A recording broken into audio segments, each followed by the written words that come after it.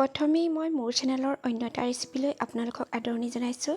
আজি মই লৈ আহিছোঁ ছাগলী মাংসৰ এটা ৰেচিপি। আশা কৰোঁ ৰেচিপিটো চাই ভাল পাব। আহকচোন ভিডিঅ'টো আৰম্ভ কৰোঁ। ইয়াত মই লৈছোঁ ছাগলী মাংস আধা কেজি আৰু মাংসখিনি মই ভালদৰে ধুই ল'লোঁ আৰু পানীখিনি মই ভালদৰে হাতেৰে চেপি লৈছিলোঁ। এতিয়া মই ইয়াত দিছোঁ ডাঙৰ চাইজৰ এটা মিহিকৈ কাটি লোৱা পিঁয়াজ দিছোঁ, 1 চামুচ নিমখ দিছোঁ আৰু 1 চামুচ হালধি দিছোঁ। আৰু এয়া এফাল গোল নেমু মই এনেদৰে চেপি দিছোঁ। অকণমান মই ইয়াত মিঠাতেল দি দিছোঁ, প্ৰায় 2 চামুচমান হ'ব। এইখিনি মই এতিয়া হাতেৰে ভালদৰে মিক্স কৰি লৈছোঁ। ভালকৈ মই এনেদৰে হাতেৰে মাংসখিনি মঠি ল'লোঁ। মই মাংসখিনি মেৰিনেট কৰি প্ৰায় 1 ঘণ্টামান ৰাখি দিম। এয়া মই এতিয়া ঢাকন এখন দি দিছোঁ আৰু এতিয়া মই বাকী মছলাখিনি ৰেডি কৰি ল'ম। ইয়াত মই গোটা ধনিয়া 1 চামুচ লৈছোঁ, গোটা জিৰা লৈছোঁ 1 চামুচ, কেইটামান জালুক লৈছোঁ আৰু শুকান জলকীয়া 4টা লৈছোঁ। এই মছলাখিনি মই গৰম পানীত অলপমান সময়ৰ কাৰণে তিয়াই ৰাখিছিলোঁ আৰু এইখিনি এতিয়া মই মিক্সিত ভালদৰে পিচি ল'ম। এয়া মই মছলাখিনি খুব ধুনীয়াকৈ মিহিকৈ পিচি ল'লোঁ। এতিয়া মই ইয়াত কাশ্মীৰী ৰেড চিলি 1 চামুচ দি দিছোঁ আৰু এইখিনি মই এতিয়া ভালদৰে মিক্স কৰি লৈছোঁ। এয়া এতিয়া আমাৰ মছলাখিনি ৰেডি হৈ গ'ল।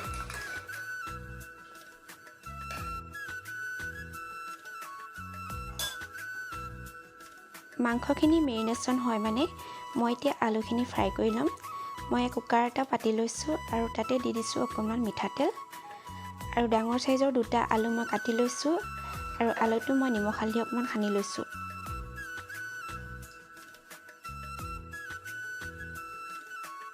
আলুখিনি মই এতিয়া ৰঙচুৱা হোৱালৈকে ভালদৰে ভাজি ল'ম। এয়া মই 2টা আলু দি ল'লোঁ আৰু এইখিনি মই এতিয়া লৰাই দিছোঁ ভালদৰে।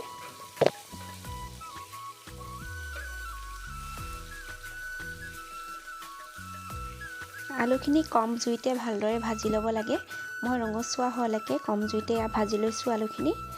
আৰু মই এতিয়া মাংসখিনি আজি প্ৰেছাৰ কুকাৰত বনাম। এই একেখিনি তেলতে মই মাংসখিনি বনাম।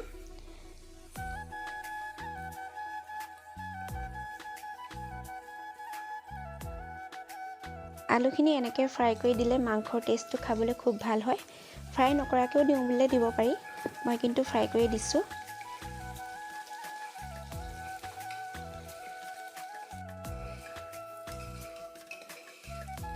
আলুখিনি মোৰ ফ্ৰাই কৰা হৈ গ'ল। এতিয়া মই এইখিনি পাত্ৰ এটাত কাঢ়ি ল'ম।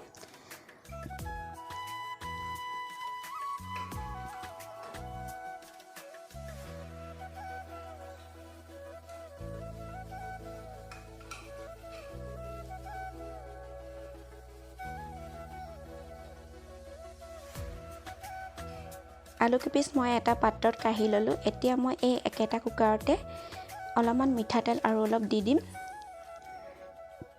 তেলখন মোৰ অকণ কম হোৱা যেন লাগিছে, মই গতিকে আৰু অকণমান তেল দি লৈছোঁ ইয়াত।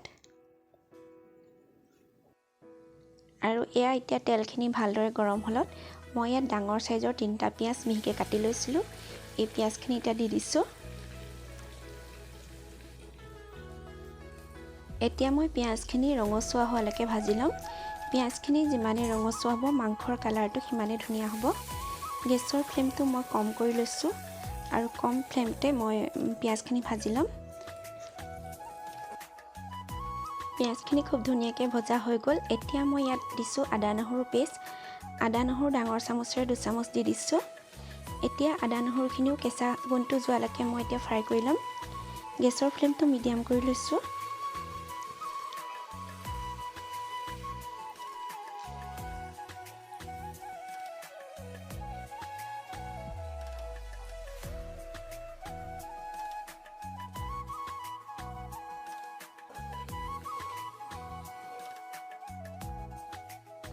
আদা নহৰুখিনি ভাজি লোৱাৰ পিছত মই ইয়াত দি দিছোঁ ডাঙৰ চাইজৰ এটা বিলাহী। এতিয়া বিলাহীটো গলি যোৱালৈকে অকণমান সময় ভাজি ল'ম।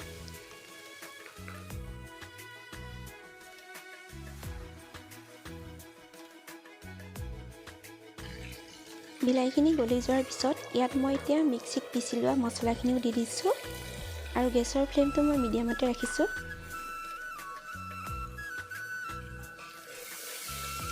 এয়া ভালদৰে লৰাই লৈছোঁ। এনেদৰে লৰাই কম জুইত মছলাখিনি ভালদৰে ভাজিব লাগিব। মছলাখিনি যিমানে ভাজ খায় মাংসৰ সোৱাদটো সিমানেই ভাল হয়।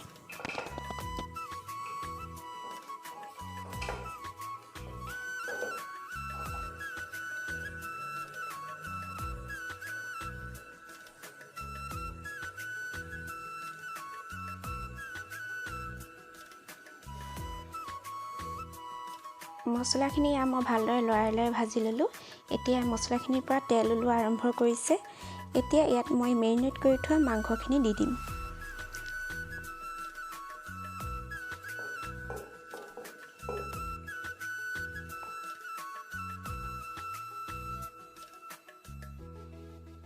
ইয়াত মই গোটেই মাংসখিনি এতিয়া দি লৈছোঁ আৰু গেছৰ ফ্লেমটো হাই কৰি মই এতিয়া 5 মিনিটমানৰ কাৰণে এইখিনি ফ্ৰাই কৰি ল'ম।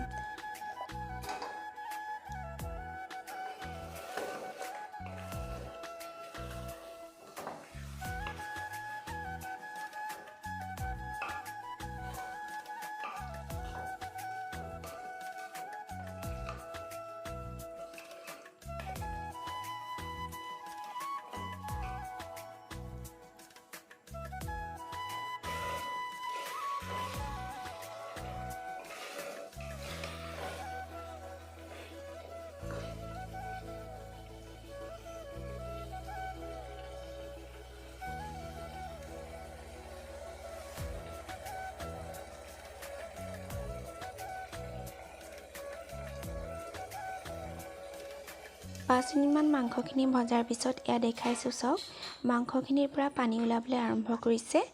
এতিয়া মই ঢাকনিখন লগাই দিছোঁ। আকৌ অকণমান সময়ৰ কাৰণে এইখিনি ফ্ৰাই কৰি ল'ম। পানীখিনি শুকাই যোৱালৈকে মাংসখিনি লৰাই ভাজি ল'ব লাগিব।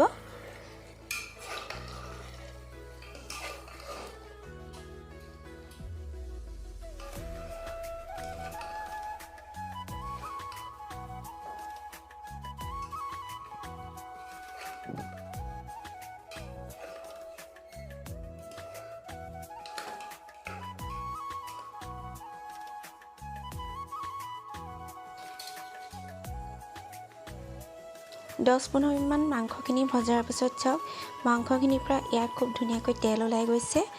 এতিয়া মই ইয়াত ভাজি লোৱা আলুখিনি দি ল'ম।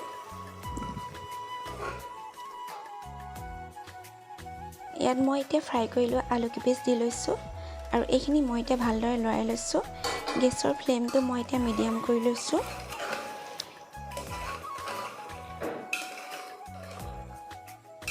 এতিয়া মই আকৌ অলপ সময়ৰ কাৰণে ভাজি ল'ম।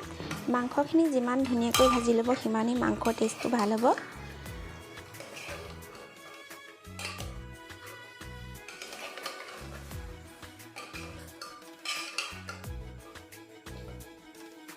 এয়া মই ঢাকনিখন লগাই লৈছোঁ আৰু অকণমান সময়ৰ কাৰণে এয়া ভাজি ল'লোঁ।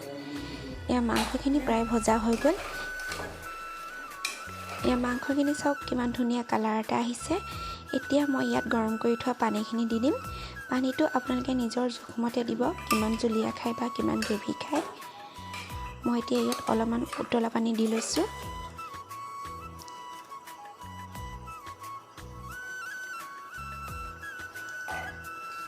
আৰু পানীখিনি দি মই ভালদৰে লৰাই লৈছোঁ।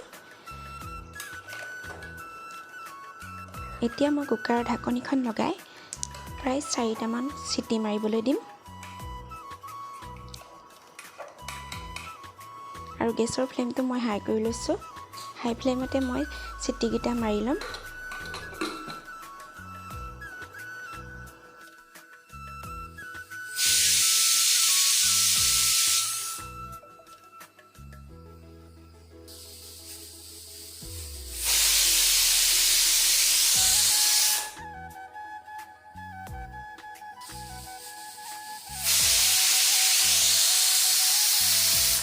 এয়া হাই ফ্লেমত 4টা চিটি মাৰি ল'লোঁ। এতিয়া গেছৰ ফ্লেমটো অফ কৰি দিম।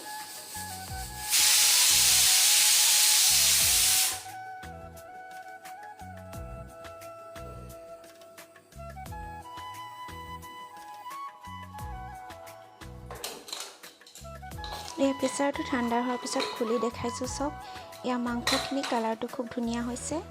এতিয়াও কিন্তু মাংসখিনি আমাৰ হোৱা নাই। আকৌ এবাৰ মই এতিয়া গেছৰ ফ্লেমটো অন কৰি দিম আৰু হাই ফ্লেমত প্ৰায় 5 মিনিটমানৰ কাৰণে আকৌ এবাৰ উতলাই ল'ম।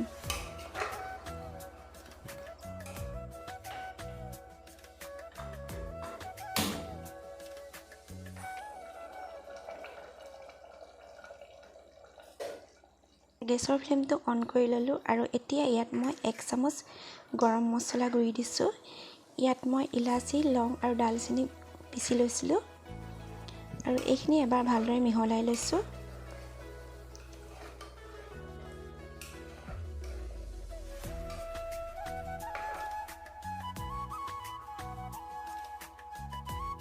আৰু এয়া মই এটা জায়ফল লৈছোঁ আৰু এতিয়া ইয়াৰ পিহনাৰে অকণ পিহি দিছোঁ।